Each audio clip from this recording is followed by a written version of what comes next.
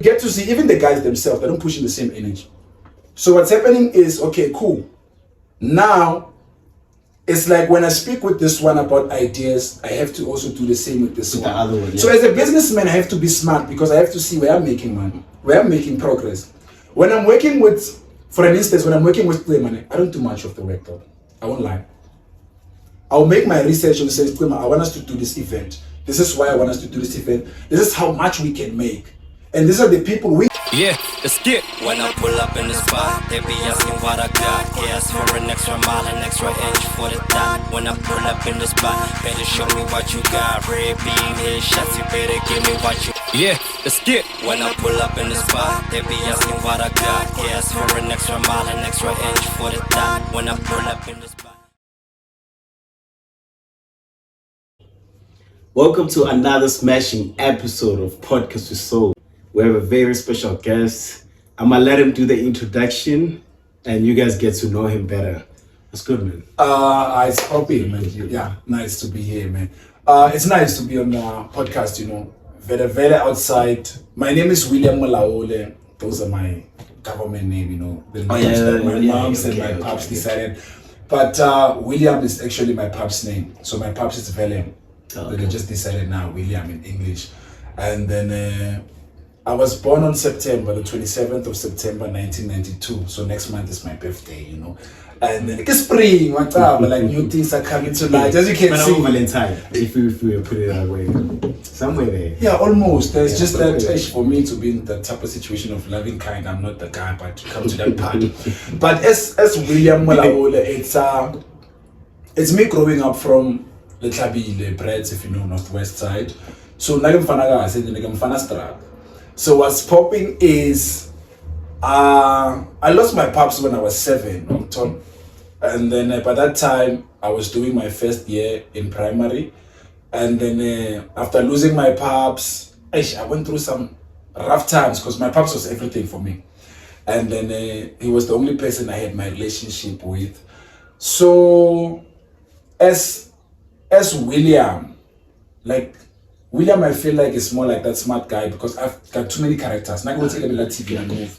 So there's William, and then you find boutique. So if you go to my hood, and then if you wanna know about the notorious guy in the streets like boutique, they know like, oh, Stoter. So it's different when you say boutique, they know the Stoter guy. If you say William, it's like, oh, that amazing guy. So for me, building my life around characters was more interesting. And then me growing up watching movies, I found a whole lot of life into movies because I saw already, I can just switch characters and become this person and play this role and everything will be now. So I fell in love with that because it was easy for me to hide my emotions or my pain, especially with skill. So because on my first year, first grade, the next thing after my pops died, I think about a week or two or so, I just took the poison, halipirim, but I didn't know. By that time, it's halipirim, I'm told. So we were unpacking, and you know, after the funeral thing, we have to unpack next thing. I think, something in a plastic, yeah, when I'm a sweet, like a kaula riding.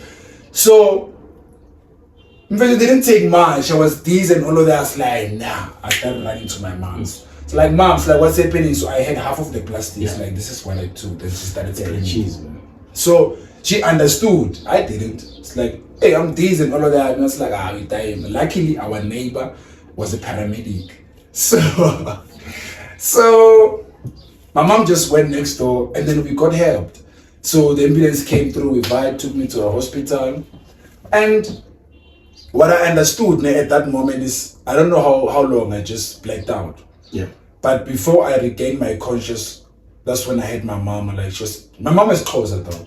And then she was calling izinyanya zakubo, unkulunkulu and all of that. Mm-hmm. So for me, that was a different mood because my pops is colored. Oh, okay, now it makes sense. So I didn't grow up from my mother's side as a Xhosa or my pop's side as a colored. No, I'm in between. So when I go to my pops, it's different. They got their own lives, and then I've never grown up with culture. The culture is also different. Yeah, you know. And then in my mom's side, is way different. Like people are more focused on their heritage and like, hey, okay, cool. So it was more like a struggle.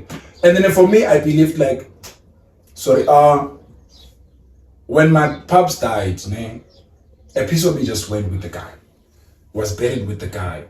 And then it never came home with us. So what happened is, for me now to grow up around that space after being saved from that poison, all of that, I believed my mom saved me because God understood why, the language. Yeah.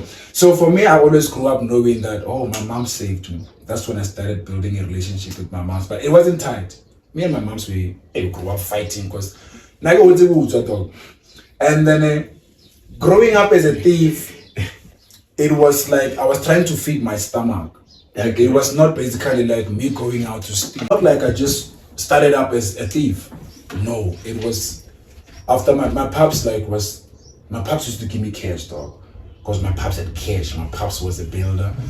My pops was, for me, even though I just had a short period of time, he wasn't like an architect or an engineer, a pioneer into his stuff, like who build. So I think that's one of the parts that I took from my pops of engineering stuff, and I used it in the streets to survive. And I didn't have much friends. The first friend that I got when I started staying in the Tlhabile Joe was Lucky Boy. Okay. For me, that was Bow Wow on his age. Because when we saw Bow Wow, for me, I saw Lucky Boy, like that was Bow Wow for me. His dressing, how popular he was at an early age, and I'm like, damn, I can love to be like that. So when he got to his high school moment, I don't know what happened, he committed suicide. Oh jeez, man. And it was bad, yeah. So because for me, it was like, that's the guy, like, and then besides that, that's the guy who accepted me, because we went broke when my pops died. Yeah, we just went broke, and it was like moving from that taste of knowing everything, and then you have to adapt to a different new friends. Yeah, because my pops' relative just vibe with him. It felt like that. The only time we saw them was after the funeral. Was like, okay. Because that's how it is. Yeah. That's how it is with most families. Relatives are only there if there's cheese. If there's nothing else to eat. Yeah. So for us, it was like there's no cheese. So for me, going to the streets, I couldn't focus in class though, because I was always the joke. So that's why I never had friends. I grew up with so much pain. I became a bully because of that. Because people would make fun out of me and they didn't understand the pain I was going through. So growing up, you don't have counseling. You've got your boys in the corner. Back in the day, hey, bro. So, especially the 90s. Yeah, you don't. So the only therapy you have is that friend who will be close to you and understand, like, no, I see what you're going through. I understand. But I've got ways to take you out of that pain, which was the streets. So for me, I met this guy called Tabang. He's one of my day ones that I really appreciate even today. Yeah. So Tabang, what he did for me, or for William specifically, it's to show me like you can't rely on your pain. What if you just do it like this 50 cents guys do it? Because by that time 50 was popping. And then I was vibing, like I just enjoyed 50s vibes. Because there was a guy from the street. Yeah, from the street. So it was just, when he showed me Get Rich or Die Trying the move, I was like, that's my guy. So that was a way in for me. Because I love acting, not music. Yeah. But seeing the element that, I can complement my character through music by writing my own scripts, by doing my own thing. I'm my own director, I'm my own guy. I can cast myself. Okay, go. So it wasn't long until me and Tabang was in the streets. So in the streets was popping, what we're doing is Tabang taught me how to hustle in a good way, which means we can ask for a work. And then me asking for, like coming to US, can I just wash your dishes and you can give me papas or you can that wasn't my thing, because I can simply come in and take the food or come in and take the cash. So for Tabang, he was like, he saw the star in me, dog. And by that time I was hurt. I didn't see any of that. All I saw was that we need to hustle. Survival. Survival mode. It's like you just go in a survival mode. Anything that comes, you just survive. Just to survive. Because my emotions were buried with my past. So I didn't care whether you're my mom's or my sister. I didn't have much of that relationships with my family, dog. And then we will continue fighting, especially me and my sister, because my sister is white. No, like pure white. Okay. And it's quite interesting. Yeah, though when people say apartheid, I'm like, nah, just grew up with a white person in my crib. That's why I never had that thing of looking at a white person and be like, oh, like, no, my sister is white. It's an angel. So my mom's called an angel. So my sister is angel. So is it from the same moms or the same moms? Oh, that's pretty dope. Different paps. But I found out that later when we had a fight. Me and my sister, we fight. Yo, but now we're like soulmates. We love each other like no one's bees. So for me, growing up, it was trauma and pain. Trauma, pain. So it's either I will cause the pain and the results will hit me back. So it's more like your parents got savings, but you must eat, you must dress, you don't count all those things because you saw the cash. Yeah, that's the thing. Who's waking up in the morning to work for that cash? It's my mom's. But who eats that cash the most? It's me. So every time I will mess up, my mom will always use this words like, I wish I never had kids. Yeah, it's not. Because if I never had kids, I'll be able to live my life. So now, fully. And our parents are wealthy, dog.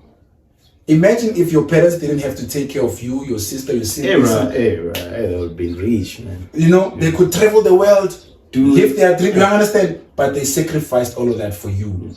So for me, I didn't understand that. And then I didn't care because my pops was gone and I blamed God for that. So I broke my relationship with God when we buried my pops. And I was like, there's no such a thing. Because if my moms could pray to the same God to save my pops, which he didn't, but he can use the same God, but in a different language. Because my mom's, when he prayed for me, when I was in hospital, she used Xhosa dog. No English, no Xhosa. My mom is Xhosa dog. So it's always like that. Even when my mom shouts and all of that, if she goes Xhosa, then we know I fucked up. She's mad. Yeah, she's mad. Because she would tell me straight up, my pops and everyone knows me. I've got one name, which is William on my ID, but my mom calls me Mtutuzil, which means the soul comfort.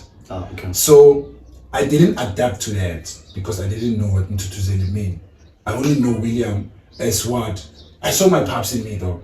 My pops was just getting everything, even though I didn't know him that much. Yeah, but what pops out is, out of all my struggle, and then Tabang telling me try art, try music. It's like, okay, cool. So for me, it was more like, it's something we can do, but I'm not into it, dog. I'm starving. First things first, when people start making jokes at school, I'm the first guy they pick on. Yeah. When they say talk is cheap, they will always refer to my outfit. So yeah, it was always like that. When someone will say, talk is cheap, all eyes will just come straight at me and I know it's ish.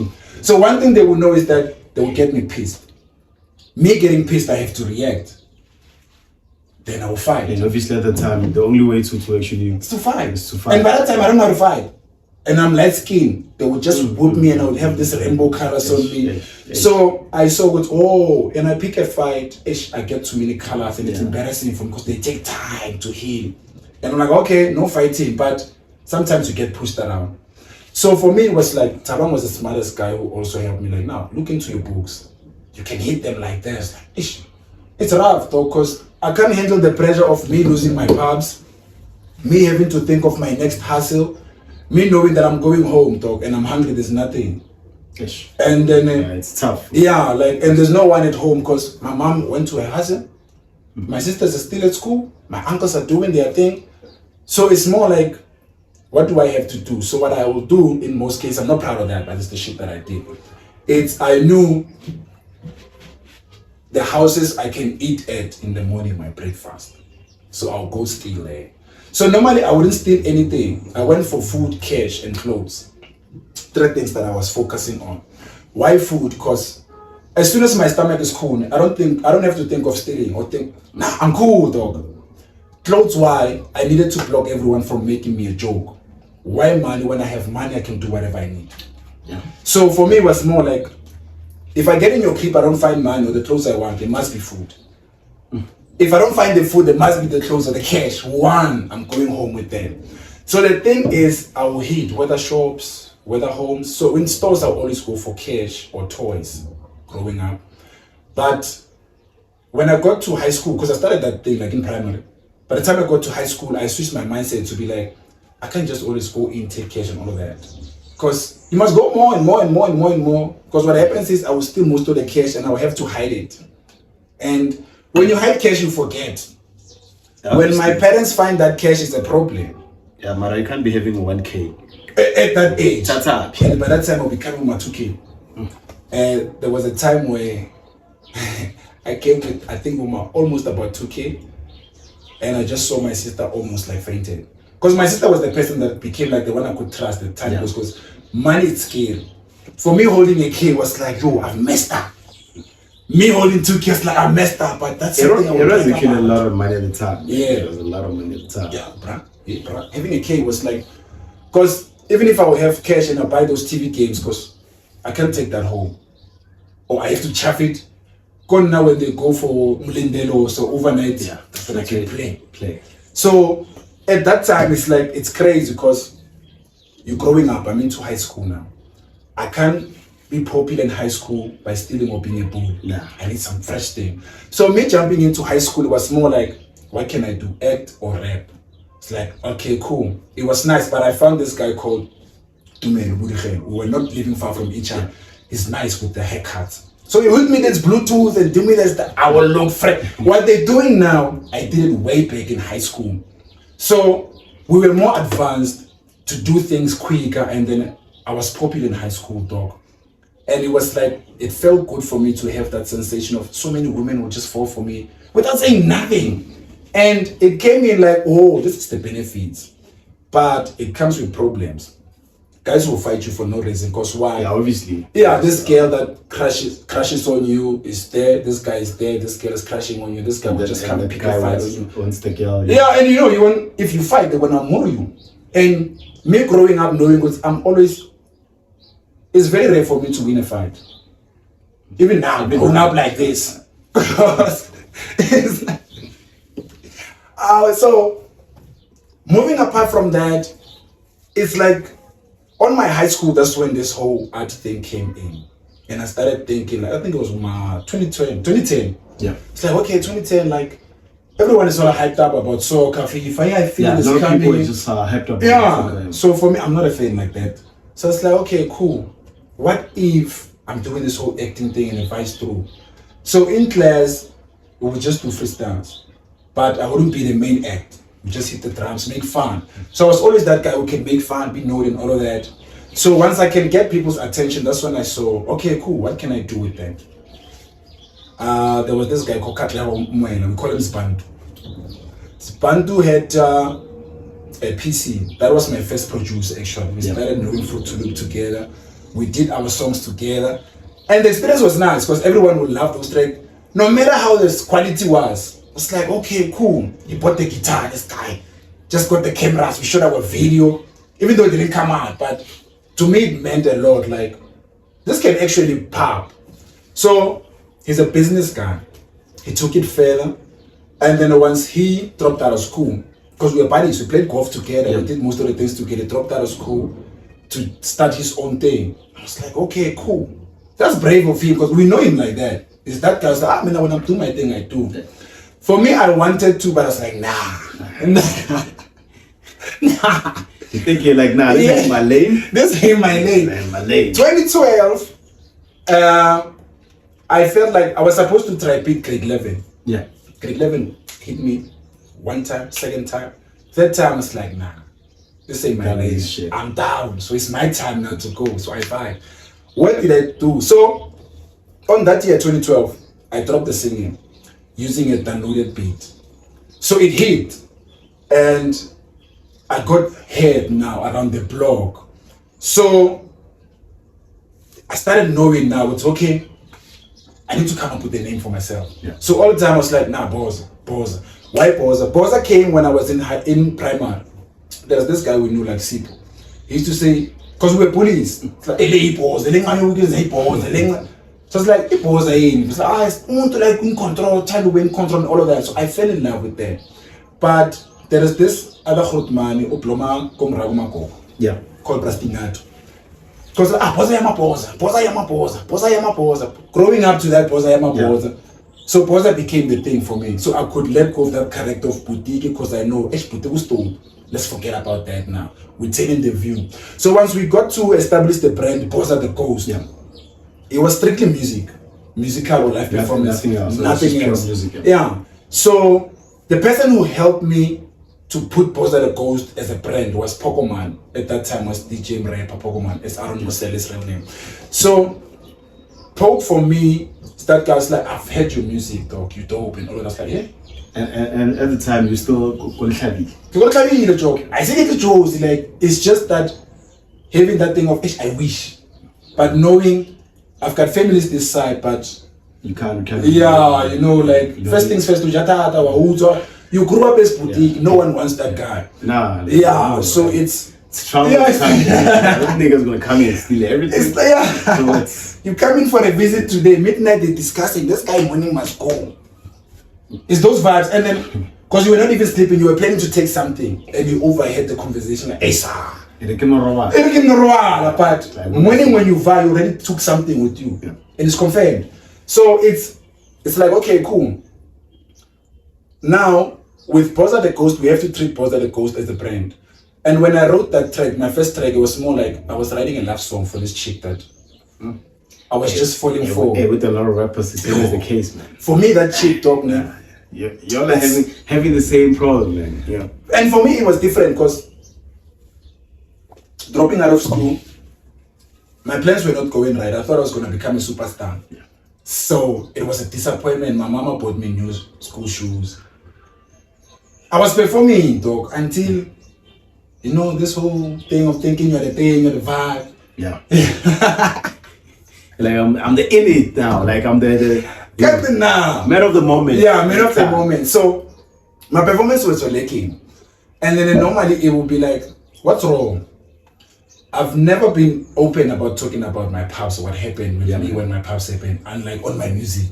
I can write about anything and feel it will be good. It will feel that moment like, at least I'm letting go. So music was more like, it's still more like a therapy to me.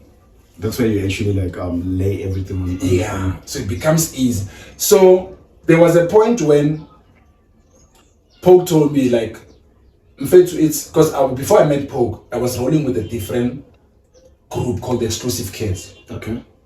They were extremely hip hop cats, or it was just it's just niggas. I feel like there was niggas in the hood, but who would do music, not because some will sing. Like they have Taylor Sims. One of the dopest motherfuckers, like from where I'm from, in an early age.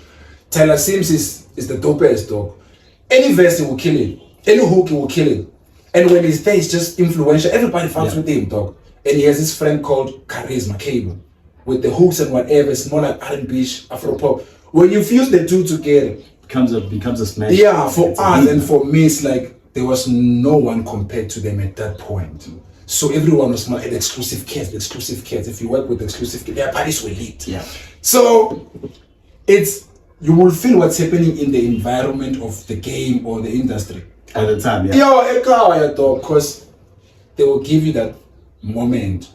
And then what happened is in Exclusive, you're not allowed to have your own songs individually. So it's a band thing. It's not. No, like it's death row type of thing. So even the guy, they used to call him JP. We used to call him as the producer. We used to call him Shook Knights. And that guy is legit with his business. That's what I fucked with him about. He's legit. He's like, it's not about your feelings and your no, this is business. That's JP for you. And then what happened is while I was in Exclusive Kids, it was nice because my hooks were nice. My sound, my flows were nice. That was the only part that they could recognize. And now, but like you were at the time when you started out, it was just the English sound, or my sound there was influence of Mutswako in it. You never had any influence of Mutswako because it's me deciding to do that. It's not like I've always played. I'm gonna do Mutswako song. I don't think of it like in that way. My brand is to influence more like my colonizer. Remember, I'm colonized by the British. Okay. So for the British to understand the fucks up they did to me, is for me to communicate in the same language they understand. Okay. So if I get to tell my colonizer, hey, John Goodis, he must find a translator, he must find what, that takes time. But if I get to look my colonizer in a back stool where I'm facing the mic, I can express. And then I can deliver my speech the way I feel like it. But with you never really went through never really experienced it as much as other people, like, you know, apartheid, like you never... It's not apartheid, dog. Our parents felt apartheid. We are the side effects of that. Because remember, they were colonized. we had to accept that. For you to go to church, I was beaten, I don't know how many times to go to church. I had to be whipped to go to school. I had to be whipped to stay in my yard, though. Not go to the... Everything I did wanted to do heartedly, though, or wholeheartedly, it was a reject. So it was more like, who am I living this life for? Me or my family or the God they say got plans for me? Because it makes no sense. I'm the one taking this risk. So you understand where you get into trouble. Now, riding into music, getting to know Poke. Poke was the first guy to do me a song that made me popular. And guess what he did? We were in an event, man. We're still in Brad's. 2016. This guy, 2015. This guy he does a song. And like he just hits a chorus in an event. He goes, Brad's Maliwe, Legasti. That's the municipality we're from, Maliwe. Okay. Brad's is our town. Legasti is where we're from. So he's mixing all these things together, like Brad's Maliwe, Brad's, everyone is vibing with that. And I'm like, that's cool. It's like, no, that's your song. You have to rap on it. Like, yeah, it's like I'm giving you that thing. Like, yeah, he did the beat. So he told me, like, you're gonna do the hook and do the verses. It's like, cool. We did that song. I think a couple of months later, the song was on radio. Poke was pushing the song. He did all those things for me, putting me into events. Because what happened is when I left Exclusive, they were like, you're not gonna be anything without auto-tune. I was like, whoa. Yeah, no, but I'm not a singer, I'm a rapper, dog. We will see. So what inspired me to work with Poke is Poke always came home with a different song, everything. So it was one of those producers that are actually like putting in so Poke even now. Poke will do a song every day. He can do 3 or 2 songs every day. Jeez, he still got that spirit. That's what hooked me into Poke, because I wouldn't have my own songs. Poke had songs, and he would do his songs. We wouldn't use this condensed mics now. We will use one of the headphones that says, we will use that mic. But the quality that came out, it will hit most of the guys who are using the quality that they have. Because why Poke is dedicated, though. He loves what he does. And then when I started rolling with Poke, most of the people was against that. Because there's a time where even my family consulted me like, what do you see in this guy and all of that? Because we were into different stages. Now my life has upgraded a bit. Yeah. I'm looking a bit because I care about my image. So Poke was still on the level where his situations was not nice at home. So it's not like he was forced to be like that, all of that. He tried, dog. But when we walk and people saw us like, dog, you don't jail, dog. It's like when we were friends and we rocked up those things, the labels and people like, oh, you do good. But you and I, in spirit, we don't do good. So me and Poke, in spirit, we were connected. It was not about the outfit and all of that. We could share anything. So the stage that Poke took me in was like, you have to make a decision, dog. Either you roll with me or the people, because I'm not forced to choose. Yeah, and I'm like, dog, I don't know why I'm choosing you and all of that, but I'm learning a whole lot from you. So me rolling with Poke, I started taking music serious, because acting has paid me, dog. Everything I've done with acting has paid me. I dropped out of school, went for acting. I used to work at the mines, but under a certain group in Rustenburg. Okay. And I will work just for 45 minutes, but split into 15 minutes each. So I will know for 15 minutes, I will get 2 clip, 15 minutes, 2 clip, 15 minutes, 2 clip. If you calculate that in a month, I was paid, but they will rob us. So it's like art. I always got paid with acting, no matter what I do. Even what I do now is acting. I'm managing brands now. So to cut the story short, from the Gasti, after meeting Poke, he taught me the music business, that you need to know marketing. You need to know public relations. You need to know events organizing and management. You need to understand how to sell yourself, how to push. So now we have to go to Juice. We started selling our CDs that time. So Poke already gave me 2 mixtapes, which the first one was Love, Lies and Secrets. I did Love, Lies and Secrets when I was in a relationship with the same girl that I did the song for in 2012. Jeez, man. And then, no, the nicest thing is, I was in love, dog. For me, that was the first time, after all that history and all that smash, feeling like I could open up to someone. Yeah. And then, because all these girls for me was like, we can smash and all of that. I don't care, it's not like I love you and all that. Even though I tell you the way, it's not like I love you. No, I just want to smash and move on. With her, it was different because I wanted to smash and move on, but it's like, got feelings in the middle of it. No, we were like, she understood what I wanted to become, what I wanted to do. I think that's what triggered me. So moving on, it was like, okay, we're in a relationship now. What I saw is she gave me content. If it wasn't for her, I wouldn't have content to start. Because what I would do, I would read magazines or stories, and I'll just put those stories together to fit what I want to talk about. Yeah. But with her, she gave me a story to always say, because it was packed of emotions. I had too much of emotion. You know, when you're in a relationship, it's a roller coaster. Hey, brah, what up? She gave me a different experience because there was something mutual about us that I would start having dreams. And I would start being like cool with myself. Like, I don't have anything, dog. It's cool. Yeah. But I can work to have things. And then when she told me, like, dog, you need to become a musician, that's what you say. But you talk too much, dog.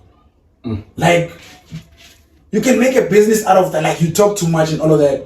So at that point, I thought, like, oh, it's beef. Yeah, obviously. Yeah, obvious. I talk too much. Like, I talk too much. But she started showing me, like, I'm around you because you talk a lot of times. But if you were to put action into that, it was something. So I started thinking, okay. So when I met Pogue was one guy who can see, like, this guy got problems, but he won't say them. He would just create me a beat. And they would just relate, man. And I would just say at my when I knew it, boy. So I had we met 2012, 13, 14. Our dating when it came to 2014 and 15 was bad. Okay. Was the time when you were moving to Joburg? No, I moved because of the relationship was done. Okay. And it was bad, dog. I've lost myself in a relationship, and then not just because of that, because it was a lot happening. So I realized that I've got a monster inside of me that I thought was gone, but it's not. So what happened is we were in love the first year, the second year, even though the first year was me, like, she was from a different cast, from Rusty into the cast, she was new. And then I was not popular, I had too many chicks though. Now I had to wipe all of those chicks out to be with one. I was like, I'm not gonna do that. But she was able to do that on her own. And it was like, nah, cool. So the fact that she was always in control, she would give me time, she would show me, you have to hustle, do that. I became smart because of the suggestions that she came with. And I was like, okay, it can be me, William, being in love with you as Kilebu Helium. But the difference is, Bosa the Ghost is a different human being. It's a brand. It's not me. So I came up with a friend for Bosa the Ghost, which was Kelsey Bain. So Kelsey, I took it from her name. Her name is Kilebu Helium.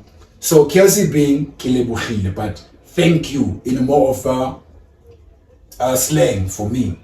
So from taking Kilebu Helium to Kelsey, and then I put Bear. Bear, remember, is more like, bear is an animal. A bear can save you whether in water or on the ground. So, and a bear again is more like saying, thank you for bearing with me, thank you for being there for me. So Kelsey Bear is more like saying, thank you for being there for me. Not only during the good times, no. Thank you for being there for me. Not because of my situation, no. Personally for me, it's nice. So what happened is, once I started creating that, I started feeding Kelsey Bear instead of Kilebu Helium and William. Because now I'm focused on merging Bosa the Ghost and Kelsey Bear. More focused on the brands. Yeah, now I'm in a relationship. About the same time, I dropped out of school, I'm not working. It's hard, guys. And then it was more like 2015 when we had that fight, it was bad because I bullied her, dog. Like, it was bad. That's when I knew that I don't want to be that guy in my life. And apologies that it happened at that time. But what happened is, what she made me aware of is like, you're no longer the guy I fell in love with. You were a monster, dog. And I was like, yo.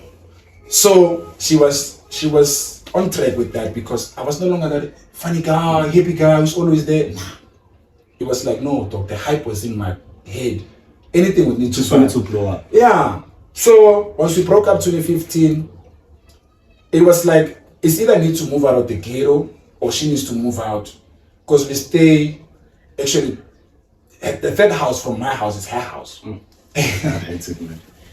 That means you're gonna see it every single day. Every single day. So what's popping is me and Kelsey going through all of that. I had to find peace with that because it was hard. Because there were times we would break up and get back together, like things would work, like, nah, break up, get best, like until it came to a point where like, nah, it won't work. This is toxic. Yeah. So Like, I know.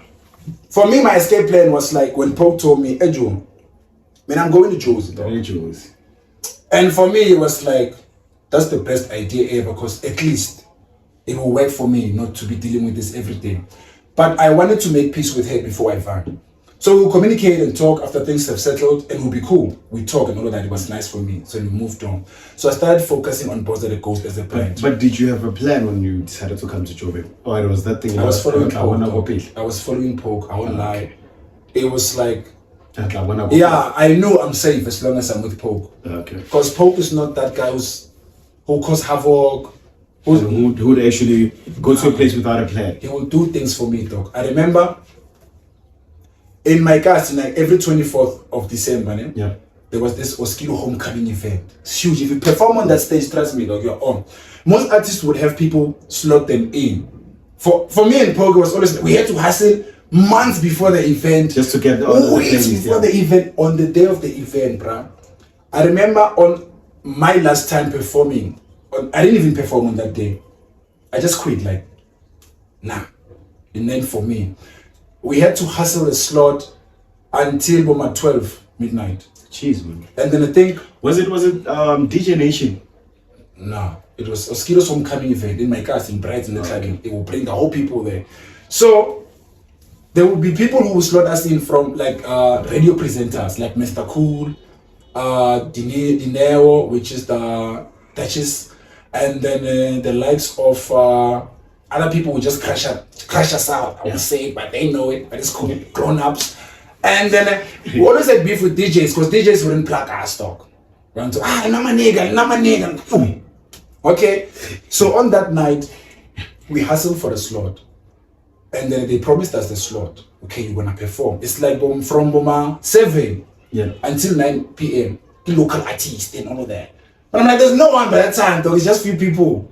And it's cool, but you're starting up, man. Then it gets to a point where the gator knows you and they're like, we're there for you now. It's not about Oskido coming then even no, we're there they for you. They don't really care about that. Yeah. As long as you're there, they're there. So what's the beef between the DJs and rappers, man? There's always beef between rapper and DJ. They don't understand. Most of them don't understand the business side of it. Let's look at the business side of music, dog. You're a DJ, you play my music. That means you're promoting my art, right, to these people. You are marketing me. It's not just about you playing my music. It's you selling my sound to these people. You're getting paid to be booked, right? To play music. If you're a DJ and you play music, if you're already playing the likes of the people who already made it, I won't mention them. It's you continue directing money to the same channel. Yeah. What about your wood, dog? The township economy must be still and must be stable. So how are we saying we're gonna book Soul from outside of Deep City and give him 20K? That means we're taking 20K outside of Deep City. We're giving the rest of you 150. And a 6-pack and a bottle of a 6-pack. That's what they take. But you know what they do? It's not knowing your value. So as if we fast forward now and get to that point, that's when we came into Cosmo. I started seeing a whole lot of artists don't know their value. A whole lot of business people don't know their value. So for me, it was like, now fast forward to 2017, I pushed as a musician. I was struggling because I didn't have money to pay V for the studio. So wait, when let's go back. When you out like Josie, you went to Straightway. Cosmo Seeds. Oh, Cosmo, okay. Because what Poke, none of my community thing in extension 4, we were staying in a caravan. Okay. Maybe about 5 or 6 of us. And grown-ups only. And that's where we landed, by the way, sorry. So Poke was the only guy who was working. Okay. The rest of us were not working, we were just selling our mixtapes. So by that time I was selling my mixtape called From a Distance. Okay. Why From a Distance is where I'm from now too, and the things that happened. So now we enjoy this 2017. We're here with Poke. On the same day that we came in, Poke was being evicted from the place that he stays in. Jeez, man. So yeah, it's hey man. It's some shit, dog. Like it's so shit, man. Like sorry. Now we have to move, ne? So moving, it's like, okay, now we get settled. We call each other now. We are adults, though. We're not working, we're making noise in a yard. We've got habits. We're musicians. Yeah. Night or day, we're making noise. That's the first thing. And what's happening is, now that we're here in Jews, I'm like, I've been selling CDs, dog. They don't pay much, because now sometimes it's not about you buying my CDs, like me giving you the CD. Yeah, like you get a lot of high hopes. I'll give it to Spanman, I know 1, 2, 3. Yeah, so my break with Poke, after we met Poke, I think about a couple of few weeks or months, we met Ray Krulo. We know Ray Krulo from our guys. Yeah. He's in Cosmo now. So through Ray Krulo, Ray Krulo was vying with Poke to meet V, and I just met them and we vibe. That's the same day we made a track after we met V. Yeah. We made a track called You Know Why, Smash. So I fell in love with that song because that was my first time being in the studio. Though. Like a proper studio. Oh. And the feeling was that, but one thing I realized, like, I don't have cash to pay this guy. And yeah. Hustle. Yeah. So what happened is we had to, in most cases, we met in different events. Because now, rolling around V, we started having plugs of knowing where events were happening, who's who and who's who. Yeah. The person that I felt like I met and I'm grateful was Clem. Clem is a big brand. So when we got to Cosmo and started asking what's the biggest brand, they said Clem. Okay, everyone's Clem. They showed us pictures and videos. Clem is the thing. Yeah, he's killing shows, man. And like he's alongside Clem, they will show us Xavier. Like wildest performances. It's like, okay. Apart from that, they will show us Ishmiz. Yeah. It's like, okay. So for me, Stima, Xavier, and Ishmiz, and KGXI by that time. Those were the names we had. But those, wait. KGXI and Shimizu, they were representing Haneju. Yeah. Not Cosmo at the time, no, right? No. Okay. So by that time, because we met in Platinum Lounge, which was, in Cosmo and all that, I saw them as a whole pack. Yeah. For me, that was the thing. And it kind of like, we acted different, and they could tell, it was, nah, you guys ain't from here. So Ishmiza came to us like, guys, like, where you from and all of that. We guys, we vibing, we started. We'll talk about I think that was the first guy we started communicating with, because we met Moses the Spoken first. I was with Vino, which is my homeboy from home.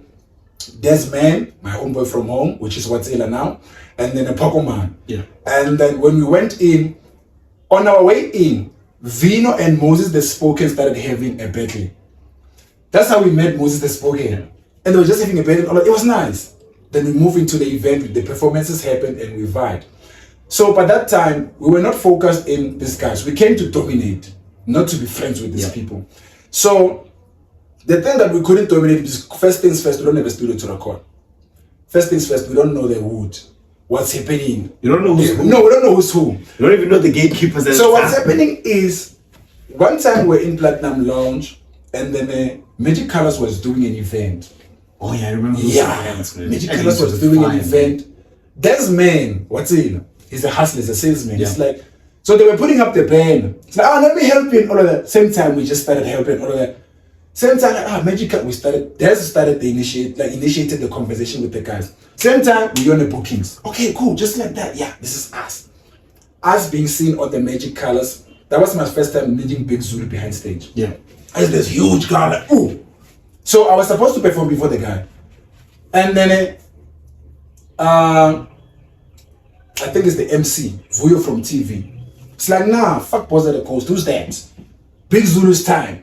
I was like, yo, it's not gonna happen. I started fighting for one, because they don't understand. This is my brand. Yeah. Boss at the Coast is the brand. It's not me, William, you're looking at this guy who's not damn. And they have to respect that. Doesn't matter if it's whether I'm broke or not, you respect my brand. So what's happening is we had that conversation, and Zulu came and was like, Joe, I'm supposed to perform, and now they're saying it's like, Hadi, it's not me, Nami, Hadi, Zeli, don't know that. Out of that, I was not expecting that from Zulu. He's huge, I'm just this young guy. Yeah. He's big, I'm just not. And then it's 2017. I started seeing Zulu on this Sotra, Cyphers. Yeah, where he was just freestyling. Yeah, I was like, hey, this guy is huge. So for me, how he had that conversation with me was like, okay, cool. Then Vuyo came to like, Joe, hard about that. You know, it's like, no, it's cool. No, we settled this, like, you're gonna perform, but it's cool. The fact that he let me perform is cool. Yeah. And then, by the time I was supposed to perform, like these guys who had cameras and all of that, they shut them off. Like the hype was out. They're like, who's this now? And I'm like, okay. So what about that? I pulled up Yippee-Ki-Yay. Yippee-Ki-Yay was the recent song that I had, which took me to Makantari, because I always followed Poke's path, dog. Like, because he knows what he's doing. Yeah. I didn't. And then moving from that, that's when I started seeing the business side of, I can't just be a recording artist, though. That's lame for me. Gotta be a brand. I need to be a brand. Out, man. So for me to shift from being an recording artist to a businessman, I need to find an idea or service to sell or a product. My pick was Tlim. Picking Tlim, why? He's well known. He's established himself. He's not signed. He worked hard, man. He's working. He's working. So cooking. Yeah. With Tlim, it was more like, I can't just go to this guy and be like, can I be your manager and all of that. Out of the blue, you're like, hey, man, you know, this guy already got a profile. Yeah. So my idea was more like saying, I'm gonna try out this whole brand management, but as a ghost behind the scene. Yeah. So me having a conversation with him was just to understand, how did you get to where you are now? The guy had to break down, like his journey, dog, like really break it down for me. This is what I did, this is who I met, this is what I put that idea together, then I created a business out of that. I knew I'm gonna be a brand manager, PR agent, and an events planner. Yeah. Already. So what I had to do is, now it's 2017. No, I don't work. Still, I hated this thing of CVs and motor bars. Like, nah, art has to pay me. So now it's like, I'm working with them as a brand. We're thinking, okay, fine, how can we work on all of these things? So we're still trying to figure out ways to make money. Then fast forward 2018, Pops, Mali Ngadi comes through. That song called Mali Ngadi. That was our breakthrough song. I remember that song. Mali Ngadi, that's what gave me the business idea of how we can fundraise. Because in Mali Ngadi, like we just was popping. There's this guy called Stan C, was pushing the song though. And then me getting the message via stream, like, hey Joe, this guy is taking these songs to the likes of Prince KP, the Moporisas. He's moving that song, it's major. He's taking it to the real game. I saw my poverty going away, dog. Yeah. And it was nice because I knew, dog. Even when we would Stan, the moves he would make for stream, I saw that, dang, this is legit, I can do this for a living. Yeah. So I saw the business side of that. So we started fundraising. How did we start fundraising? By creating events. So I spoke with them, like, let's do events, our own events. Yeah. Then by hosting our own events, we make you the headline because everyone will come just for you, though. You've got numbers. Because guess what? Everyone in Cosmo, every artist, I don't care who you are and all of that. Most of them you find out they are grown by stream. Damn. Or, yeah, serious. They share fans. If you check them as fans or his catalog and you check everyone else's catalog, there's features there. It's most of the fans from Steam. Steam got most fans, bro. Steam Asia, they got fans. Yeah. Like, and then it's. And then these are loyal fans. Yeah. It's not just fans. No. It's like loyal fans. Those are the two brands that I know have got loyal fans. Even on the road, like when they're just living their normal lives, they've got fans. So, me and Stima agreed to do events, and then because with this thing like, hey, we have to shoot a video, let's fundraise. Yeah, let's keep Emma to clip, let's keep Emma, and nothing comes out. Yeah, then they're like, no, it's okay. Yeah, it's okay. Let's postpone. Yeah. So what we did, we decided to approach the mall. Yeah. To do promotions for them. So by doing that, at first we were rejected because our idea was bad. So we started doing those events for ourselves. So Steman knows a whole lot of people who've got places, and then it's been a promoter, like events promoter for a whole lot of places. So we could start. As you remember, we had about 2K, a K first. We took that whole K, invested it on a video. We paid the guy to shoot us video. That guy was shooting advertisements for my Wimpy, for Davidos, the big stars, dog. Now we're on the face of these big people who can help us. And then suddenly, what killed my spirit as an artist was when the producer said, I don't feel it. Don't feel the moves. We paid for the video though. The song is out. Yeah. By that time, we find out, okay, fine. There was some signing happening. So the track can no longer be out there. Yeah. But for me, it's listening to the verse of that song. I prophesy the life I'm living now. And it's nice. Because I was even telling them, like, you're going to be watching me eat. Yeah. While you're staring. But by the time I'm working on the sun planting these trees, I didn't even know I'll be planting trees though. I didn't know, but today you're planting trees. So loving the business side is starting to do events. Now we wanted to do events like with the likes of Platinum Lounge. They didn't give us space. We went to this place called Macado Cream. We made an event for Stream. I was at the gate, bruh, collecting the cash the whole time. I stopped becoming an artist and all that. I was collecting cash, making events. We made plus minus 12 or 14K. Jeez, man. We were able to pay, because we booked nice people. We booked, I think Mickey M was there, Scropo was there. Scropo the dancer? Yeah, Scropo the dancer. Yeah, that's when I met Scropo. Oh, okay. And then when I met Scropo, it was more like that thing of, yo, bro, you know, this is Scropo. Oh, this is the guy you must pay. Okay, cool. We paid the guy. Yeah. You know, it's like he did this thing, dog. And one of the actually he has a huge following. Also, huge following, and it's been dancing, man. Yeah, so it's like that's how I got to engage and see that the business side is nice because we managed to pay everyone, and then but the fact part is allow but like a 6-pack. No, because I know promoters that don't pay with 6-pack. No, because it's not everyone that got paid. Yeah. I paid everyone that I promised to pay. Oh, okay. That we had that agreement. Not because now you're getting hyped up when you show you want to event and you want to get paid. No. Yeah. It wasn't like that. That's why we made cash. What happened is simply because we finished early mornings, we left the cash by the guy's house and all of that, and we signed, but okay, that's how much we left, all of that. Morning, when we vibed, I went to sleep, the guys went to the studio. Yeah. And I think they came through to collect me in the morning. I was like, no, I'm not going there. We said we're going to go at 12. At 12. I'm not going to go there. So now we're spilling out the beans. And I'm saying, I'm not going to go there. So they vowed and collected the cash. Okay. In fact, we had plus minus over 10K that we left. We worked hard for overnight. Yeah. I didn't perform. By the time they called me, like, come and perform in my link, I was like, no ways. I'm going to get here, get this cash. I didn't even take 1 cent. Now, waking up around after my 12 and all of that, guys, it's about to go get the money, there's no money. I'm like, even. But we paid everyone. And we were left with our cash. We're supposed to cut, split with the people who sponsored and all of that. We have cash. Nah, it's cool. No one knows where the money went. So it just disappeared. Money disappeared, it's cool. So now as now we're a team. How much was it?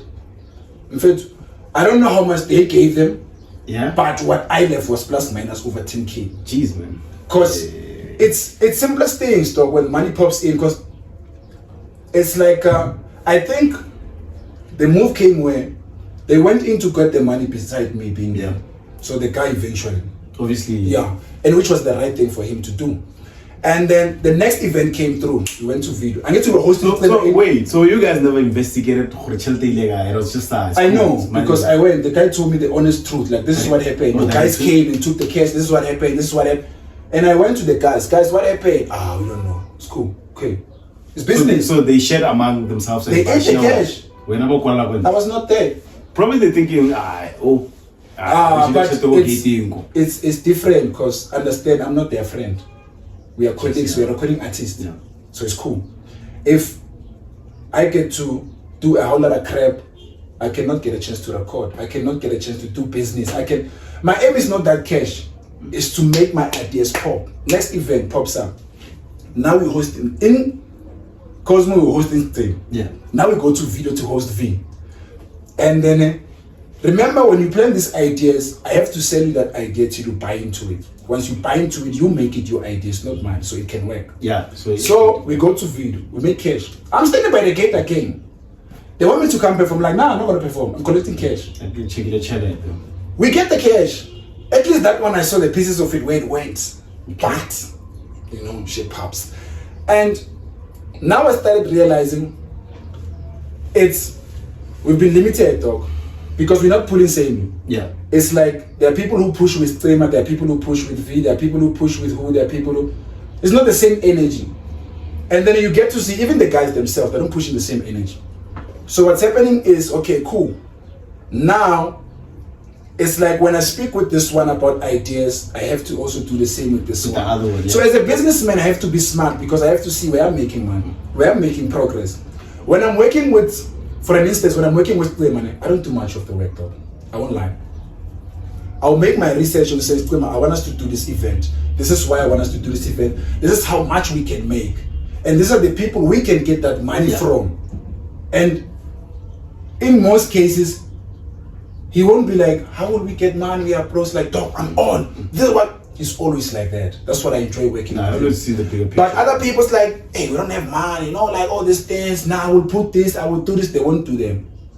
I will have to do the whole administration. So that's too much, man. Remember came out Yellow Tape. Yeah. Yellow Tape was supposed to be launched. We did an event at the park. It was crashed. We took it to 4. Didn't happen. But event happened. Yeah. People were here. So it's when we started saying, I can help to take this event to the mall so we can make money. Real money. Yeah. Nah, not me, hey. So what the thing is, the spirit I got was not nice. And I'm not saying this thing now because I feel like I'm bad and all of that. People need to know what we go through so that we don't make it. I'm not saying I made it and all of that. No, it's not like I made it and shit like that. So I've learned. Let me ask a question. So you agree with Bosom Song when he says that nobody's gonna blow up and they're not? Regarding what the statement that you're making now. It's let's look at a blow up. Yeah. There are levels of blowing up. Let's say in deep seat, there are people who've already blown up on a local level. Now, remember, we have local, we have regional, we have national, we have international. Mm-hmm. So your blow up depends on which level you are on. If you are still in deep slot, you are local. And then how many people knows you in deep slot? Okay. How many people knows you outside of deep slot? We look at those numbers. Don't tell me that you've blown up because on social media you've got numbers. No, we were talking about national. It's possible. Bosom Swengo on a national level, he can make it for me because he's a natural performer. But everybody else, there are people who can make it. Because he was saying that nobody's gonna blow up. No, they can. Look at the likes of King. They just went 10,000 streams. 10,000 streams. Let's look at who has 10,000 streams now. You probably find it's no one, but he did it. That's a blow up. DJ Mezzo pulled up, I think, and with the hip hop session. That was a blow up because they gave us that platform. That's a blow up. So you disagree with Bosom Song when he says nobody's going to blow up? Yeah, I disagree with that one. Because he says their egos is the reason why they're not going to blow up. It's not. They can blow up. Okay. It's the difference when you're successful. A blow up doesn't guarantee you being successful. You can blow up because as a businessman, I came and I signed you, I gave you work, I signed off all the royalties and your consent. I own you. I tell you what to do, you work for me. So it's more like saying, someone say, you will never get a job because it's not skilled. I can give you a job to do what the dog and teach you and pay you. That's a job. It's more like a blow up. So blow ups comes in different ways. And then what perspective Bosom Song is saying it from, I'm not saying I'm disagreeing with that. He knows why. Most motherfuckers are shady. And they're not gonna make it because you know why? In most cases, the ones who are not gonna make it is because they think their ideas is their ideas, they give this their gift. No. And also the entitlement. The entitlement of thinking, I'm the one, I'm the plug. Nah. Kasi ain't gonna do shit for you, dog. And in most cases, the Kasi is expecting you to do things for them, not for it to do things for you. So when you look at the business side is, what made me move out of that space is us thinking we're friends when we are not. I came to Joe's with my own friends, though. Yeah. And meeting people is like we're colleagues. And just doing business. Just doing business. And there are parts where you think, I've been helped, dog. When I've got no money to pay, V will help me record. You know? And when I had no money to do, he would let me sleep in the studio. When I had no place to stay in. When I had, everyone had an impact in what I did. Yeah. Same as them had an impact. There was a time where we ate money for rent. Got kicked out. We had to separate these guys. Jeez. When accommodated me in his mother's crib for more than 6 months. I was just staying there, eating them, sleeping. I was just part of the family, though. But out of that, I've learned something. Who's real, who's not. And the business side came because when we moved to the mall now, I was just showing everyone that we can do it in the corporate space. Because there is this guy we met, Calvi B. He's smart, dog. He told me if you go with the business way and invest in your brand, you'll make it. The guy used to reject 50K while we were still hustling and broke with him. He will reject 50K, dog. I'm like, in fact, I would take even 1,000, dog. Man. When they're rejecting 50K, and It's like I'm worth more. And he showed me that he's worth more. So from that I started seeing this artist are lazy talk. So I started making most of them aware, like in the corporate space there's money. Yeah, there's a lot of money. There's money talk. There's a lot of money. So me moving away from that was seeing we're gonna start having these beefs, because I'm not this guy who loves beefs and all of that. I will support you when you're doing claim. When you come with beefs, I vibe. And I don't like to be entitled like we just did all of that. Nah, just vibe. But I think the main problem is that we intend to want to make money in the sense of we're gonna get signed, and that's the only way. We don't check the other sides. It's the fucked up way, because I can be friends with, for example, I'm gonna use these names because the names that come up. Yeah. I can be friends with Klima as his brand manager. Yeah. And me as Klima, when we're chilling, they were talking about business, how we make moves, how we do this, because it's not about me booking him events and all that. It's about me saying, okay, you as a brand, this is where you can take yourself to have opportunities and make money. Yeah. Because for me to become Klima's brand manager in a ghost place, it's not like I did anything for what he did. I've already got him where he is. But it was just showing him like, you're already here, Ekas, you've blown out, dog. Move. Like move. Spread your wings. Yeah, spread your wings and move. Because in a corporate space you will win. And then I feel like every trend, in most cases, most of the trend that you would see in Cosmo, like they were generated by that guy, whether it's Klima or V or C or anyone close by, not anyone far. So it was like that switch to say I'm fine in the business side. So I started learning. I started going to library. I stopped going to the studio most of the time. I would read, I would learn. They will make fun of you learning. Going with the sun. It's weird, dog. Like it's very weird how niggas in the hood wanna diss you for reading, man. Yeah, and then like it's so weird. And you're like, what's the fuck? And you eat nice. They're like, this one is reading. So me becoming more into business, I got an opportunity to become a brand manager for the National Green Champion, which is Boutique Green, from the Green Development Foundation. So what's happening is, for me to get a chance now to manage Boutique Green, or to coordinate Boutique Green, it was the greatest experience that has confirmed that everything I've learned and experienced works. Because now I got a chance to represent a brand that's already national. Yeah. So we have to meet that standard and go beyond. So the thing is, I'm not much of a dancer, though. I talk too much. The thing is that made me get the job is because everyone could dance, but not everyone can spread the message about the organization and its values. I've mastered that. I got the job. Now I get to be with the presidents, the ministers, the likes of, I can meet Coca-Cola's director, dog. I can meet All Mutual's CEO, dog, and work with those people. For me, it's like, I'm a founder, I'm a businessman. It's true. When I opened in the train in 2018 to manage artists and do events, even though I didn't have much of that idea, but today I'm doing those events for the national champion, not local. Because you took your time and actually sit down and started reading books, it's nice. That actually nice. Made you. It's nice. Because I just put you in the right path to be where you are today. Like it's just how it is. It's the mind. You deal with the mind, you win. So what's happening with most of the artists now, they want to become recording artists. I'm focused on money, talk. And they can't even read contracts. You see? So I started putting music aside. I started putting acting aside. I started wanting to teach myself skills that align with my gift or my craft. I started marketing, though. Business development and management, PR, therapy. I study psychology, though, because I understand it's about the mind. If I can influence my mind, I can do it. So go back and consult with God now. That was the moment it all came back. Like, God, it's been a while, eh? Here I am again. I've been stealing, I've been doing all these things. Even though I got arrested, I would play a character to get out. But now I've tried my character. I've cried, dog. I'll cry in front of police, do my thing, it didn't work. It's like, okay, the movies don't work now. God, come here. So, after coming out after 3 days, that's what changed everything. Because for me, it's like we are spiritual beings. We are all set to be on this path. And then for me to help someone else, it's me helping me. So moving out of that space to be arrested in Cosmo just for a bag of weed of 20 bucks, dog.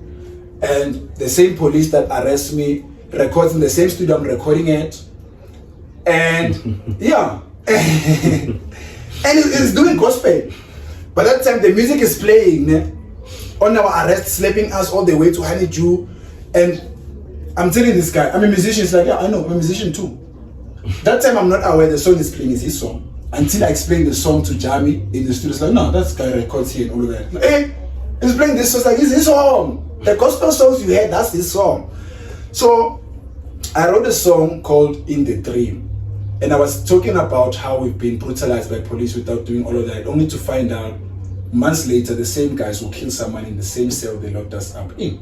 So the whole prophecy came through for me to say, I told you you're gonna get exposed. So for me it was like, oh, music is powerful. If I change my way of writing about my life, this would be nice. Because it's in a prophetic form. Yeah. You know, like you just prophesy. Words are powerful, though. Yeah.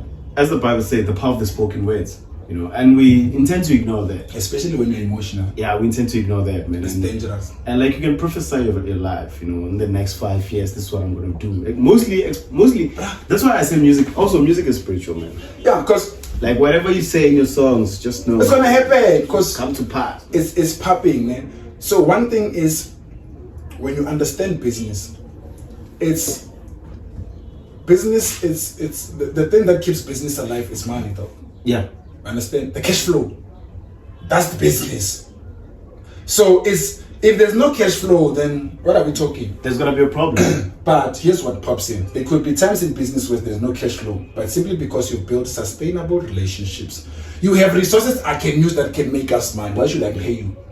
So in most cases, I will book, let's say, the likes of CRD, because Sia is big. Yes, yeah, man. And Brand, man. You find there's a point where, as a brand manager or as an agent, I cannot afford to pay him. Yeah. But I know someone who can pay Sia. So I will ask for consent from Sia to say, guy, do you allow me to, there's this event that's happening, do you allow me to put you on certain things? This is what can happen. I know the money may not be nice, but this is what's popping. Yeah. You'll be like, dog, I'm on, put me on. So I have to make arrangements like, okay, I want this guy to come here. I can't expect this guy to be like, hey, go find transport, go find. If I can find transport for this guy, there's no excuse to say, I'm afraid I couldn't come because of this. Nope. Because that's always the same excuse. Yeah. And then me having to work with Sipho Makosa Media. Yeah. I was going through challenges this year though. But how did it come about? Because I was just surfing the internet and then I found too many agents. Okay. I didn't trust them though. Not any of them. To me it was like scam. And so you were looking agent for what? For PR. PR, okay. Yeah. And then someone who can manage my brand as opposed to the ghost. Yeah. Instead of me, because I have to focus on the national mascot now is Putty Green. It's too much. Because I'm on a level where I'm too exposed to a lot of things, and then I'm new to that space. I have to learn how to become an environmentalist, all these things that are happening at the same time, entertain the people, same time you're going through stress of the heat, you being passed on the nice now, sometimes there's a lot on its own. I can't be dealing with Boza the Ghost, me as William. I'm expected to have a family. I'm 30, dog. I don't have a kid. My family keeps on reminding me every time, when are you having a kid? I just had a music video. Yeah, we're happy for you, but when are we having a kid? So it's like, I had to make a decision. Am I gonna make my family happy, or am I gonna make myself happy first? So I was like, man, I tell my mom straight up, I forget, I don't make kids. That's what I tell my family. I don't make kids. And it's bad because I know those are ways they're powerful. But I get to joke around them knowing that it's not about me giving you a kid. It's about my happiness though. Yeah. If I can manage to have all these resources that I want, even if when a kid comes through, I won't feel it. Because now I will have a kid I won't pay my attention to. I'll have a kid, I won't even have that love for, dog. Like, I won't be there. Not there, man. Because I'm there for my dream and my brand. I love my brand more than my family and more than me, dog. So that's my kid already. In the Dream was my first kid. I've got 911 now, which deals with PR and other consultation businesses. So that's my second baby. So is it what? This is your company? It's my company. I've got 2 companies now. Okay. Both corporates. So it's in the Dream, it's more about brand management, event management. 911 is about business consultation and business development, and also helping with what? PR assistance. Okay. So it's for me to look for PR, and then how I found Sipho Makosa is like, I was talking to Tony Basoni. Then he just gave me the I think the Instagram page. It's like, just check these guys out. what made me fall in for Sipho is the language. We're from Pitori, but I was like, hey, Pitori was sharp, but how we communicated with Sipho, it was like nice. And it was like, it's January. I just had a dream, like everything was flourishing for me. But I didn't understand why. So for me, I just went to church with my other friend called Tapel Makwara. We worked together closely. And when we got to church, normally I don't do church though. And then the message made sense to me because it clarified my dream. Were you still at Cosmo Time or you already I moved. I'm talking about this 2023. Okay. Everything else was before 2023. Now we're in 2023, just to sum up because time. Yeah. And what's popping is me having to make that decision to say, forget about family, forget about friends, forget about everything and everyone you know. Yeah. Focus on me. I had to be selfish with myself from 2021, 22, and 23. I've been selfish with myself. So I don't want to be in a relationship whether game Mujolo. I don't fuck with Mujolo though. Okay. So I can smash anytime I want. I know I've got it in me, but I don't play Mujolo thing. No, it's a waste of time for me. I've learned a whole lot of skills in a period where I've stopped dating 2015 when me and Kelsey broke up. From 2015, you can count till 2023. It's plus minus 8 years. Yeah. And in that 8 years, there's not a year that I've not smashed. Okay. And then it's not like things I'm breaking up. It's to say, if I want to release, I can go release. Come back, focus on my dream. I've achieved so lot. A lot. I've got 2 companies that are running. The status of In the Dream, what we did for Roots in Cosmo, the status they gave us is, we did a campaign that their headquarters could not produce results for while we were in Cosmo. Because I hired a specific group in Cosmo, and they helped me out to distribute flyers for them, to do events for them, and to do marketing for them as an outside agent. Because the mall couldn't allow us to do that. They wanted us to do it for the mall. And we did, again, some of the things. Because I wanted to take over the mall. My aim was not just working with the marketing manager of the mall. I wanted to take over the mall and make money. So as soon as we stopped making money, I left.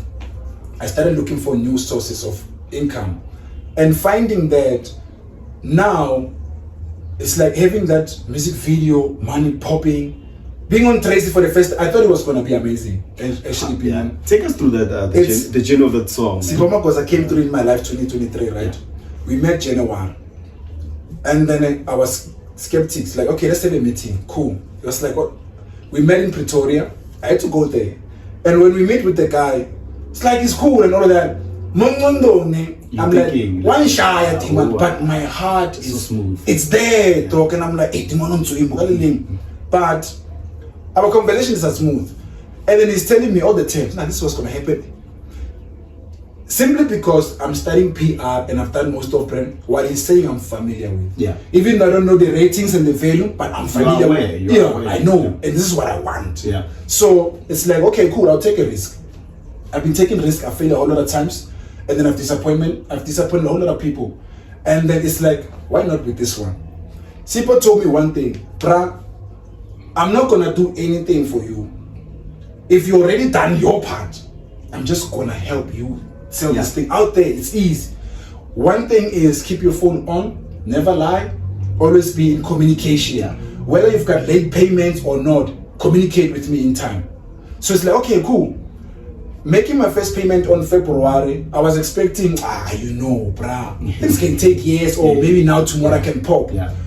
Okay, February, I just made the payment, first payment we on. I'm thinking, things are gonna happen. Nothing happens. Okay.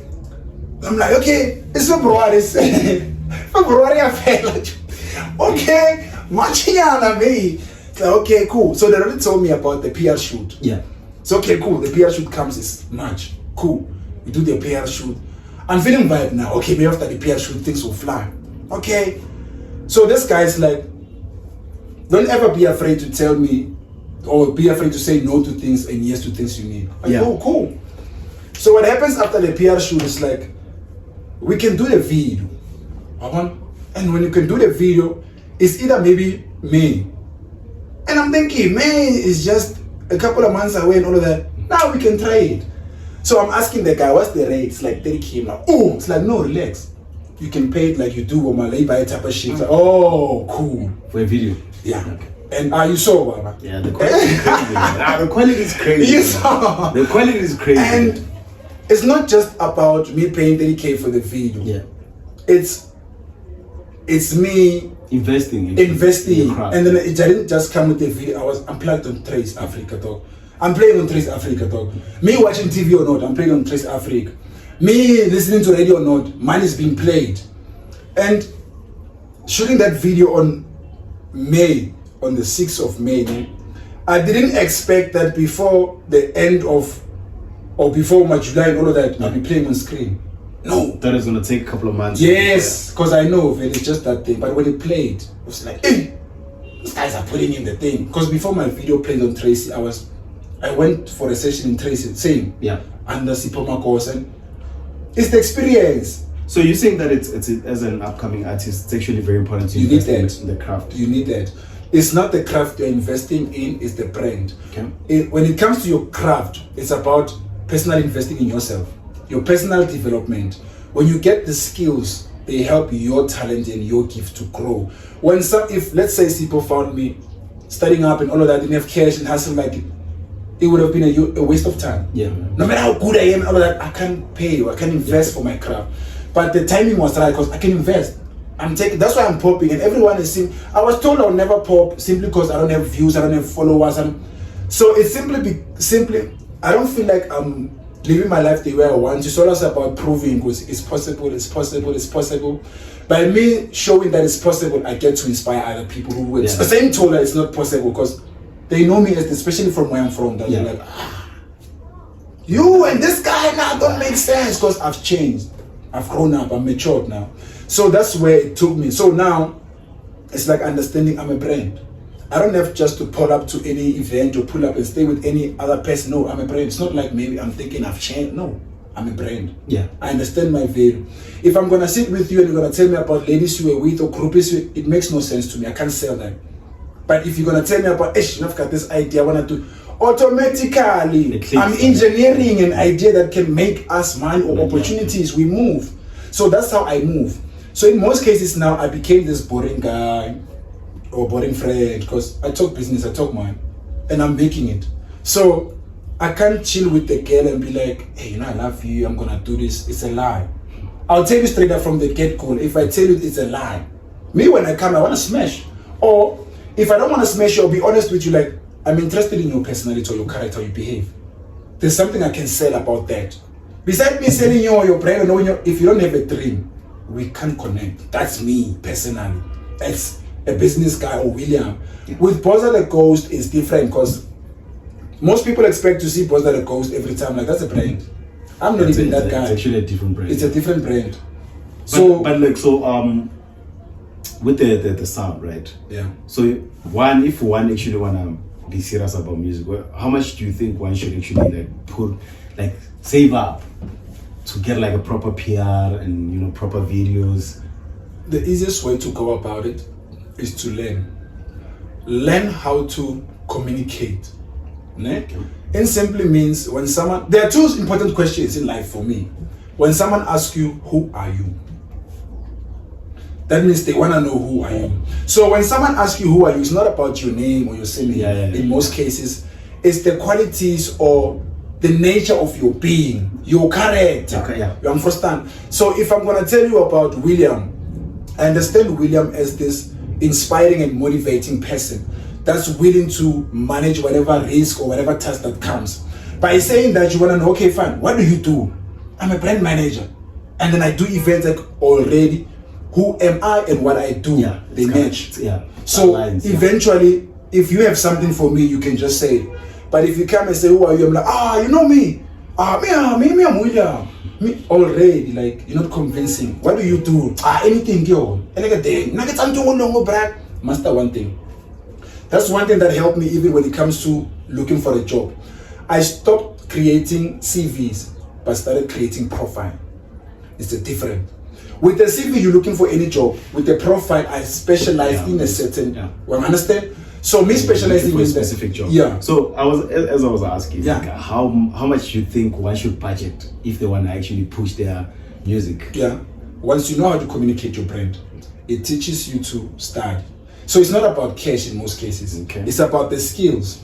Remember, is for me to be able to pay my PR, I'm working my 9 to 5. What am I doing there? I'm a brand manager. I'm doing marketing for them. I coordinate events. Those are the skills I've learned. To do what? To go get cash. To do what? To invest in my brand. So other people do what? We are all colonized. We're all working 9 to 5s. If you take your 9 to 5 and go to a tavern and buy 6-pack, what do you get? You go piss off, you fight with people, you become emotional, you waste a whole lot of time to do what? To impress the chick or the next people. If it helps you, it's good. It doesn't work for me. Yeah. So what works for me is that I would look at my paycheck and be like, there's Bother the Ghost, there's William, there's my family, there's my bills, there's this, there's... Who do I need to feed first? If I continue feeding Bother the Ghost, I'm winning in the long run. Yeah. If I continue to feed William, in the long run I'll be winning, but something will be left behind. So if I get to cut off my drinking, I no longer drink alcohol, dog, unless I want to. Where's that money going? Savings. Okay. It's an investment. It's an investment. I no longer go to party wherever I have to, like I used to. Where's that money going? It's an investment. I no longer betcha this lace like I used to when I was in. No. What? That money is going. I'm no longer feeding anyone's habits. Yeah. So by feeding my own habits, I have enough cash. So I'm never broke. I was broken, not broke. Same as these people who wants to make it. They're not broke. They're broken mentally. So emotionally, it affects everything they do. Because I remember I had this other producer some other time. Yeah. Most of them, they would actually come and negotiate rates, right? Yeah. After they're done negotiating rate, I'll be charging like 1,000 for the whole beat and the song. Yeah. And they're like, I got 5 clips. It's like, cool. The next moment when the person is starting to record hub, he goes and he buys a bottle of Hennessy. He comes there, he drinks, then... I did the same thing though. Which is... It's when you forget.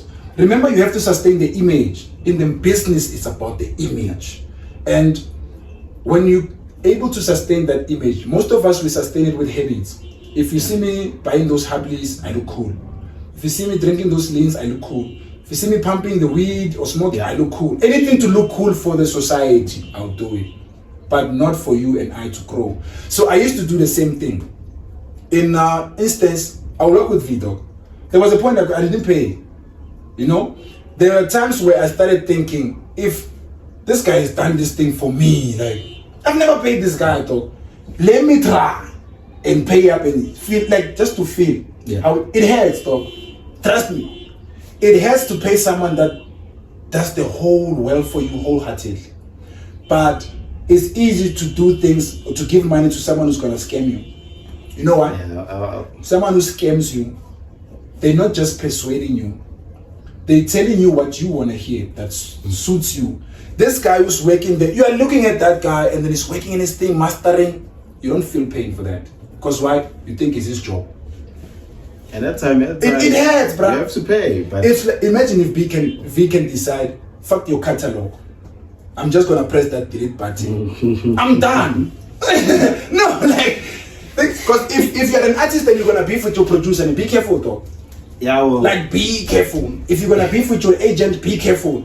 Because imagine if I were to fight with Sipo now, like, I'm playing on Tracy now, I'm not gonna have to pay you and all of that. You think I'll continue popping like that on that side?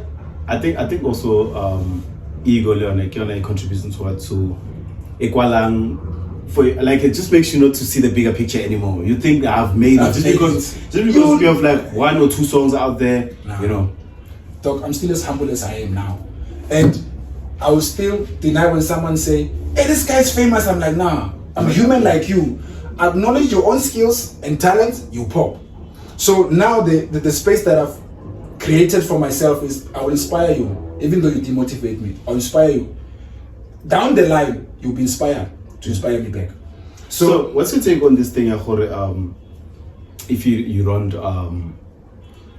if you don't invest in your craft, right? Yeah. It's gonna pay you as a hobby. It wouldn't pay you like as a legit thing. Do you think that if you don't have no money, you shouldn't even bother trying to push the music side? You're in the wrong space because business is mine. Okay. Nah, but if you and I, if friendship was run by man or had anything to do with man, check how many relationships they fucked up because of why in most cases. Because of money. Someone can't supply anything. You can't supply this, you can't supply that, you can't take me out, you can't buy me this, you can't. There's a currency though. But then with there's a whole lot of. I've made it without money to a certain level. but there's gonna be a level where you're gonna need money to Yeah. get to another level. Because, you know- So what's your take on it? Like I see there's a whole we have too many rappers. So do you think all of them are gonna blow up? I was not gonna make it if I continue being a rapper. I didn't blow up or see me on Tracy because I'm a rapper. I'm a businessman. I saw that brand as rapping is a product or a service I do. Service, yeah. You understand? So it's more like that's one service. Acting is another service. And then in me becoming a brand or manager is another one. Anything around music made me pop and make money. Music I haven't paid me yet, though, not even cent. Me making events paid me. I've never been booked to an event. I can't perform or pay you, never. I've seen my friends be paid. I've paid some of them, not me. So it's like, is it me who can pay myself now? Because I've paid myself. I'm the first person to pay myself as a rapper, but not as a rapper on stage, as a businessman behind the rapper on stage. I did money without being on stage, but being at the gate collecting the cash. If I didn't do that event, I wasn't gonna get paid. If I could have been on stage, those rappers knew when they were on stage performing that guy's collecting cash. They trusted that. Knowing after they performed, they came saying, Joe, we're hungry, can you pay who? They knew I had that cash. But like, okay, I hear you saying that you paid them. Yeah. Why is that when rappers are on the hip hop sessions, the tavern owners, the pub owners, they complain that they don't buy alcohol? But they do perform and get paid. It's a wrong mindset. Here's what they do with you, this club owners or event people. Yeah. Remember, I have a place. I need people to know my place. First things first, you're doing marketing for me as a rapper or as an artist. Yeah. You're doing PR for me. You are doing communications and sales for me. So, and then I want you to come and become a customer. So far, you're giving me what? The vein. Cool. I'm using your resources. Yeah. Cool. I called my people to come by and you want me to come by. It's cool. You're making money. I'm not making money yet. You're telling me about recognition and hype. It's cool. Because I'm bringing that. Not everyone is going to come and buy booze every day. No, but not. I get that, right? But the thing is, most places you find that it's only two rappers who are buying alcohol. Yeah, because maybe they bought two bottles. It's remember when you're growing up, we've been told our art takes us out of the streets. Our art takes us away from booze, heavy drugs, and all of that. If our art is gonna take us in that space where we have to now buy in, I'm not saying it's wrong.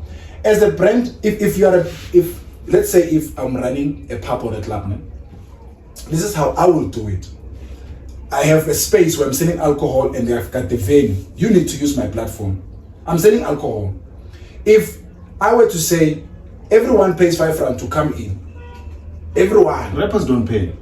They'll complain. They'll complain that it's a lot. Do they complain when they go to the Neyman and buy weed? Nah, they don't. Do they complain when they go out and bash those? Nah, they don't. That means we don't value you. Anything else, they don't. But when it comes to investing, actually, that's why I'm saying, studio a negotiator.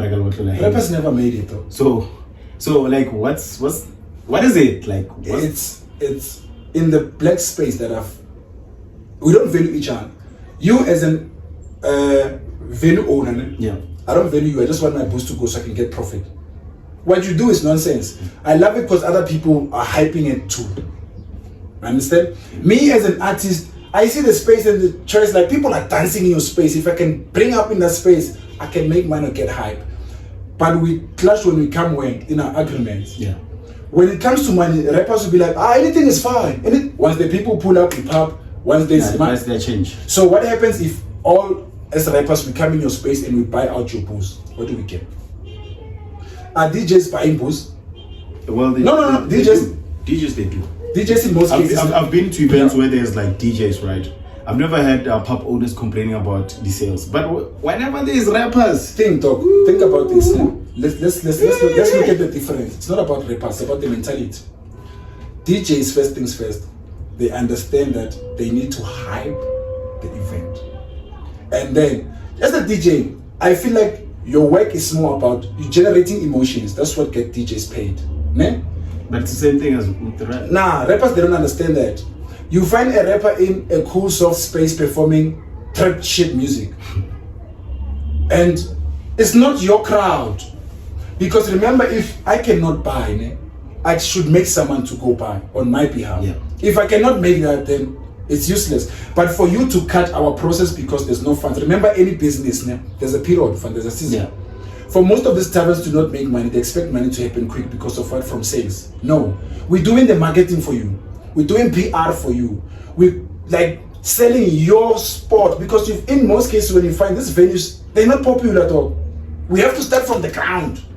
Imagine I get that. I get that. But at the end of the day, is you find that it's the agreement that okay, the next thing, it's rappers there. They just come there, bomba to lead, you don't know what's happening. They don't buy anything. Yeah, you just want the platform.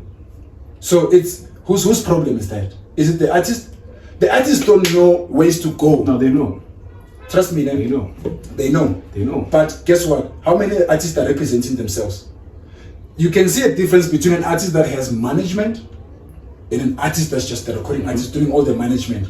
In most cases where they cry about people not buying booze and all of that, it's in the communities though. If you went to the clubs and pubs and all, you find they say rappers don't make people buy. No, they buy there. Why? They buy. Why? But Mokas they don't buy. I think also the fact that it's the beef I think we actually have with DJs. In most cases, as an artist, I never respected the DJ. Especially, I respected a hip hop DJ, and that plays local music. Anything outside of that, I never had respect for them. It's still the same with me now. And then it's like, if you get to play music, man. Imagine if you go to, how many taverns are in Diepsloot? It's a lot, man. How many DJs are in Diepsloot? How many DJs in Diepsloot are playing Diepsloot's content in those taverns? None. And then you expect the tavern owner to come and book me when my shit is not pumping, when no one is vibing to my ish. They won't. But once you start playing my songs, people vibe to say, hey, who's that? Oh, it's the new kid from the block. Yeah, we have this in the block. But my other thing is that rappers they don't give DJs their music. It's this whole thing of saying, remember how many DJs talk, man, who will go to the thing as an artist. What I've experienced is I'll go to a DJ, they'll prefer a national pop or blown up artist over me. Why? First things first, they don't trust the quality I'm coming up with. If it's good, it's like, nah, I'm fine. I'll give you the slot of my 7. I'll tell like a 7. No, I'm fine. I get say my 8. I'll tell what me and Pope used to do when to crash us an event was steal the mic and vibe. So it was nice. Because it's, you know what's popping, man? At the end of the day, as an artist, you want pop. Maybe that's the aspect I can agree with Bosom Swenko on. Yeah. They want pop as artists. They will pop as businessmen. So if you don't have any, businessman, then you become. You won't make it. Businessmen make it. Artists are dying though. Check the managers. How many managers are dying each year? How many record companies are dying each year? How many artists are dying each year? Yeah, it's a lot. Guess what? They eat in your publishing rights. Yeah. They eat your royalties. They eat all the advance you owe it. Because when you die, your rates go high. Yeah, you make money. So it's like eventually they push you to a limit when you commit suicide or they kill you so they can make money and put in the next one. So as long as we don't wake up to that, we are fine. So it's simplest things, dog. Don't just be out there beefing and all of that. It's unnecessary. Focus on you. You're gonna make it. It's like you with podcasting with Soul. When I have to cut it so soon. No problem. Yeah. When I pull up in the spot, they be asking what I got. Gas for an extra mile, an extra inch for the dot. When I pull up in the spot,